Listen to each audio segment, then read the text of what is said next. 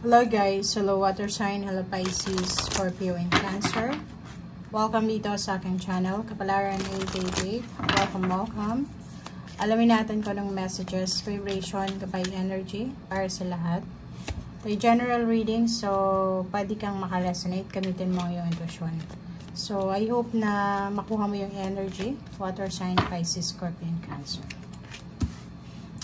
Okay, first two cards natin is first quarter moon in Libra and last quarter moon in Capricorn. Dito sinasabi ng baraha sa'yo na may mga water sign, Pisces, Scorpio, and Cancer na binibigyan ng advice ang ating universe, ang ating Panginoon, na kailangan mo nang mag-move on. Okay? Leave the past behind. So, kung marami kang mga grudges, resentment, or mga negative thoughts, negative emotion, sama ng loob or anything na bumabagabag dyan sa kalooban mo, mga bagahe ng nakaraan, it's time to move on na, leave the past behind, and buksan mo na yung puso mo, keep your heart open para sa mga blessings or biyaya or sa mga bago, sa new beginnings, and sa mga bagay-bagay na magsisimula na. Okay? Or kailangan magsimula.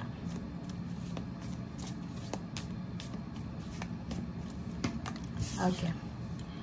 Inner child. So, nakikita ko sir dito na may mga water sign, Pisces, Scorpio, and Cancer na kailangan nila ng inner child healing. Itong inner child na to is para siyang 6 of Cups. Yung marami kang maaalala sa nakaraan, especially nung bata ka pa or yung time na inosente ka pa, yung parang wala ka pang masyadong alam sa mundo. So, nakikita natin dito na magre-reminisce ka. May ibang water sign na mas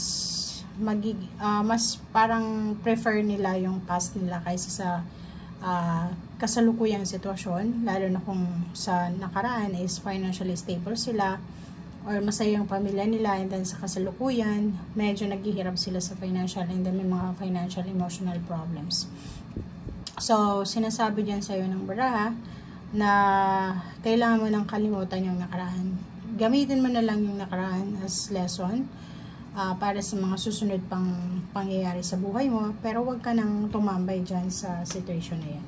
Okay? Or sa nakaraan na yan. Tapos na. Okay?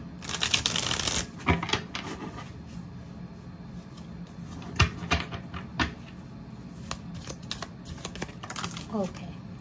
Okay, so meron ka ditong 3 of swords. Okay, 3 of swords.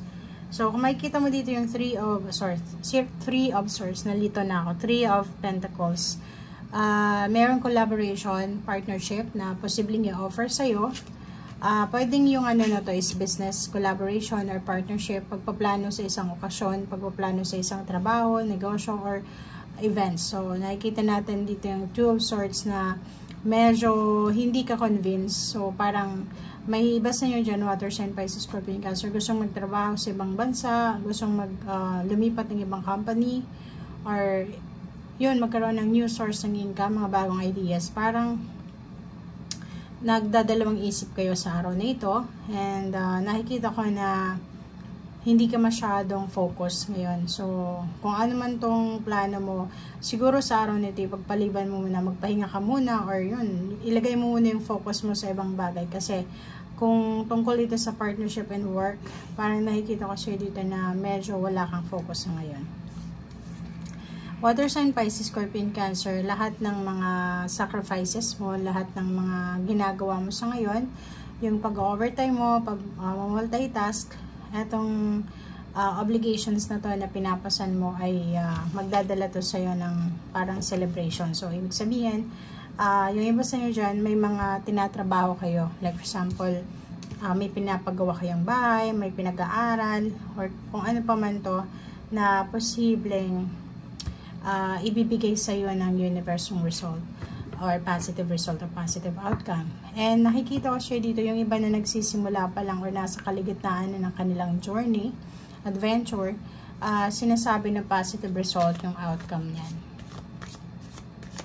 Okay, water sign, Pisces, Scorpio, and Cancer. Okay, so 3 of swords. So yun, ang nakikita ko sir dito, mayroong water sign, Pisces, Scorpion, Cancer na pwedeng masaktan dahil medyo magtatampo siya kasi pwedeng yun nga, marami siyang mga ini-expect na siguro walang darating sa araw na ito, or siguro yung expectation niya is hindi nangyari. Okay? King of Swords, nakikita ko sir dito na may iba sa inyo water sign na hindi makapag-focus sa ginagawa kasi nakafocus kayo sa nakaraan. Okay? Makinig ka sa sinasabi ng intuition mo, and sinasabi niyan sa'yo na huwag tayong masyadong nakadikit sa usaping nakaraan kasi nakaraan na nga, diba?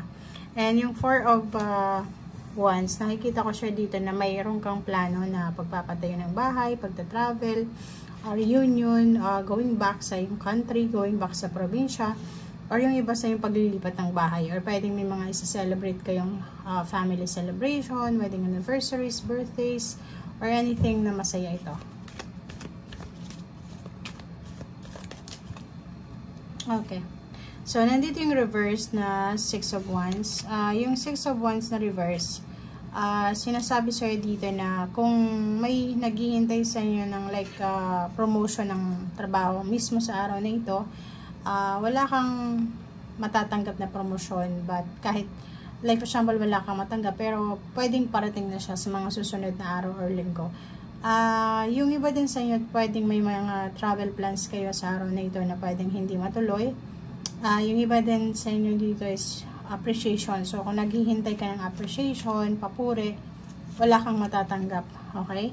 So, nakikita ko sir dito, may mga water sign, Pisces, Scorpion, Cancer na nangihinayang sila sa mga actions nila. Like, for example, yung mga water sign na palaging tumutulong, laging, diba, yung parang generous sila sa lahat ng tao. So, nakikita ko sir dito na medyo nagsisisi ka kasi parang yung mga natulungan mo, yung mga taong in-expect mo na tutulungan ka rin, ay wala silang naging parang anong tawag dito, wala silang parang action para tulungan ka. And yung 4 of Swords dito, sinasabi na take care of your body. Sa araw na ito, sinasabi na ihanda mo ang sarili mo sa mga mas magaganda pang pangyayari sa susunod na buwan or linggo or taon. So, kailangan mong magpahinga sa araw na ito, or as much as possible. Huwag tayong masyadong ma-stress, huwag tayong magpapaka-stress, huwag tayong masyadong workaholic, okay? Ano lang, tama lang na facing sa trabaho. Tama lang, yung parang, kasi nandito ka sa multitasking pero yung iba, sobrang abala, sobrang busy, so which is nasisira yung kanilang diskarte sa everyday life nila, routine. Okay? Thank you guys. Bye!